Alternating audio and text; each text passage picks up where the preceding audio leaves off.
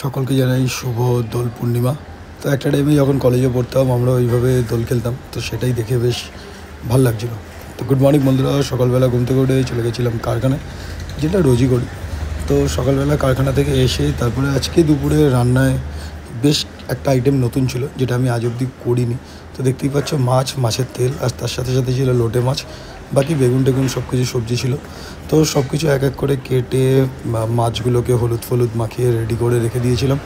দিয়ে বেগুন কুমড়ো সব কিছু কাটা ছিল, বেগুন ভেজেছিলাম, কুমড়ো ভেজেছিলাম, সাথে ডাল ছিল।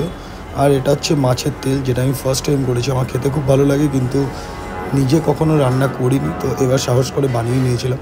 আর এটা হচ্ছে লোটে মাছের ঝুড়ি করেছিলাম, সাথে ভাত। তো অনেক দিন বাদে মানে এই মাছের তেলটা খেয়ে খুবই ভালো লাগলো এবং রান্নাটাও খুব ভালো হয়েছিল। তো এবার জাস্ট শুনে না ওর কথাটা। তো ব্যাস বলে দিয়েছে আইসক্রিম খাবে না, কিন্তু লোভী মানুষ, যখন আমরা আইসক্রিমের দোকানে গেছি আইসক্রিম ছাড়তে পারিনি। তো ভিডিওটা এখানেই শেষ করছি। ভালো লাগলে অবশ্যই লাইক করো।